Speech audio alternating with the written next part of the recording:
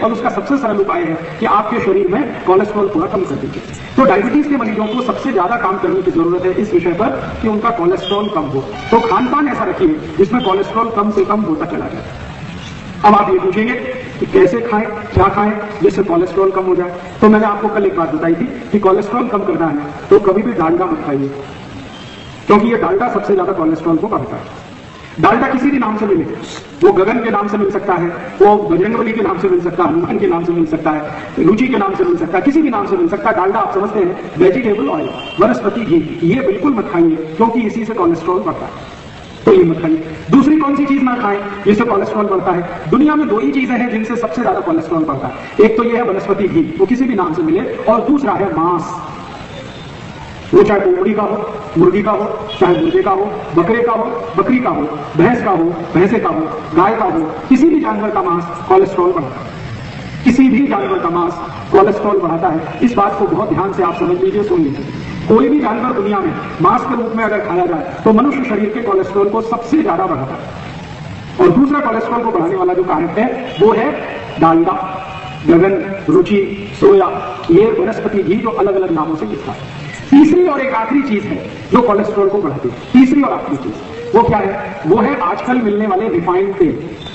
जो मैंने कल आपसे कहा था कि अगर आप अपनी जिंदगी में किसी से नफरत कर सकते हैं तो रिफाइंड तेल से नफरत करें।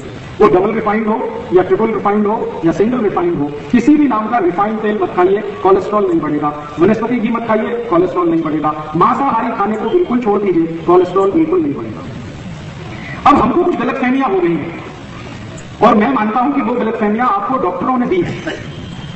जैसे एक गलतफहमी आपको ये हो गई है कि देशी घी खाने से कोलेस्ट्रॉल बढ़ता है। कई बार आपको डॉक्टर बोल देता है कि घी मत खाओ, तेल मत खाओ, कोलेस्ट्रॉल बढ़ता है। मैं आपको विनम्रतापूर्वक ये बताने आया कि देशी घी जब मैं बात करूंगा तो देशी घी का मतलब गाय के दूध से बनाया हुआ घी, और गाय का मतलब देशी गाय, जर्सी नहीं। जर्सी गाय नहीं है, गाय जैसा दिखने वाला एक विचित्र प्राणी है गाय नहीं, क्योंकि उसमें गाय का कोई भी गुण नहीं। गाय के जितने गुण हैं वो जर्सी में कभी भी नहीं मिलेंगे आपको देखने। गाय का सबसे बड़ा गुण है वात्सल्य। वात्सल्य माने जैसे एक गाय अपने बच्चे को प्रेम करती है वैसे गाय अपने बच्चे को प्रेम करती है। जर्सी गाय कभी भी बच्चे को प्रेम नहीं करती। मैंने इसके कई परीक्षण करके देखे। जर्सी गाय के सामने उसके बच्चे को अगर आप काट दोगे तो भी उस पर कोई असर नहीं पड़ता, वो चुपचाप खड़ी है। जर्सी गाय के सामने उसके बच्चे को मारोगे, पीटोगे, कोई असर उसके ऊपर नहीं पड़ता, वो जैसी है वैसे ही खड़ी रहती है। लेकिन अगर देशी गाय के सामने उसके बच्चे को आपने थोड़ी भी तकलीफ पहुंचाई, वो गाय आपको मार देगी। ये सबसे बड़ा अंतर है जर्सी में और देशी में। दूसरा, जर्सी गाय कभी भी अपने बच्चे को पहचानती नहीं है कौन सा बच्चा उसका। देशी गाय बराबर अपने बच्चे को पहचानती, और देशी गाय का बच्चा भी अपनी आई को बराबर पहचानता। अगर 10 गाय खड़ी है और एक बच्चा है, वो 10 में से अपनी आई को ढूंढ ले कौन सी उसकी आई है।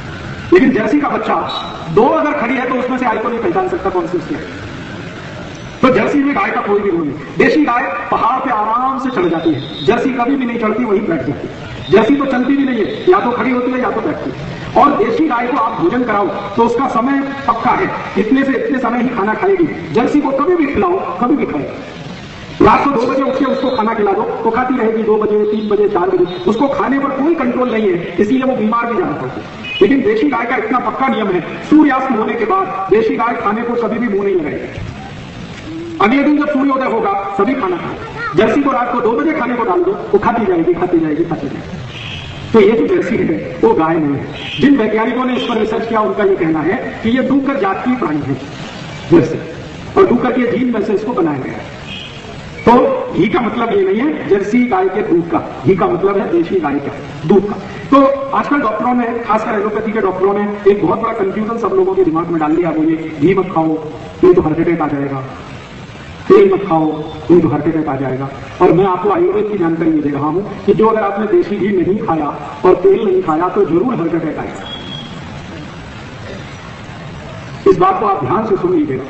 अगर आपने देशी गाय का घी अपनी जिंदगी में नहीं खाया और शुद्ध तेल नहीं खाया तो 101% आपको हार्ट अटैक आएगा, और 101% ये गुर्दे का त्रास होगा।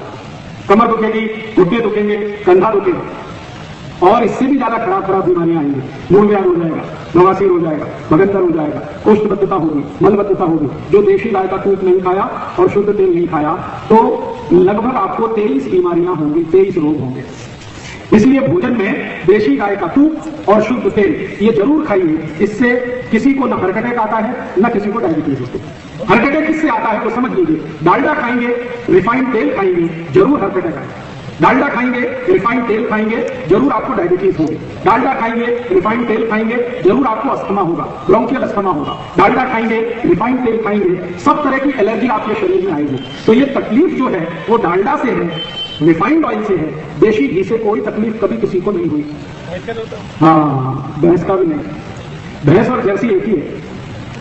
आप जरा सोचो, भगवान कृष्ण ने भैंस क्यों नहीं पाई? सोचो ना आप इसका। भगवान कृष्ण के घर में 7 लाख गाय थी, एक मछली तो रख सकते थे। जिस घर में 7 लाख गाय, एक भैंस तो पाल नहीं सकते थे, नहीं रखते थे। राम जी के घर में भी कभी गाय थी, मछली कभी नहीं है। राम जी के पिताजी दशरथ, उन्होंने भी गाय पाली, कभी मछली नहीं पाली। दशरथ जी के वंश में एक दिलीप राजा हुए, वो तो गाय के लिए इतने मशहूर थे कि गाय की जान बचाने के लिए अपना शरीर उन्होंने दान कर दिया। भारत के जितने भी महान देवी देवता हैं, दत्त भगवान, उन्होंने भी गाय पाली। कृष्ण भगवान, उन्होंने भी गाय पाली। शंकर जी के पास गाय का नंदी है। भगवान राम के पास गाय थी। मछली और भैंस सिर्फ यमराज ने पाली। तो आप जान लो, यमराज मृत्यु के देवता। तो मछली का घी खाओ और दूध पियो, जल्दी से यमराज के पास जाओ। हाँ, तो मछली का दूध आप अपने लिए मत लाओ। मेरी आपसे पहले भी विनती थी, मछली का दूध बंबई को पिलाओ, आप मत पियो। 40 गांव के लोग दूध का धंधा करते हैं, ये मुझे मालूम है। इसलिए यहां से दूध जो बेचना है मुंबई को, वो मछली का बेचो, जितना बेचना है बेचो। अपने लिए दूध अगर लाना है तो देशी गाय का लाओ। और आप 10 मछली पाल सकते हो, एक गाय तो पाल ही सकते हो ना अपने लिए। तो अपने लिए दूध लाना है तो देशी गाय का लाओ। अपने लिए दही लाना है तो देशी गाय के दूध का बनाओ। अपने लिए तूप लाना है तो देशी गाय का दही बना के, दही का ताक बना के, ताक में से मक्खन निकाल के, मक्खन को गर्म करके ऐसे तूप बनाओ, वो तूप खाओ। इस तूप से कभी भी आपको डायबिटीज नहीं होगी, आर्थराइटिस नहीं होगी, हार्ट अटैक नहीं आएगा, अस्थमा नहीं होगा, एलर्जी नहीं होगी। जिंदगी में बहुत सारे रोग अपने आप होंगे। तो डायबिटीज है, इसका मतलब आप समझ लो कोलेस्ट्रॉल बढ़ा है। कोलेस्ट्रॉल बढ़ा है तो इसको कम करना है। तो मैंने बता दिया, सबसे आसान उपाय है डालडा खाना बंद और रिफाइंड तेल खाना बंद। कोलेस्ट्रॉल अपने आप कम हो। तेल खाना हो तो शुद्ध तेल खाओ। मैंने कहा था घानी का निकला हुआ तेल, चाहे तो शेंगा का, चाहे तो तिल का, चाहे तो नारियल का, चाहे तो करड़ी का, चाहे तो सरसों का, चाहे जो तेल खाना है, सोयाबीन छोड़कर और पामोलिन छोड़कर कोई भी तेल खाओ, शुद्ध तेल खाओ। घी खाओ, दूध खाओ, देशी गाय के दूध का।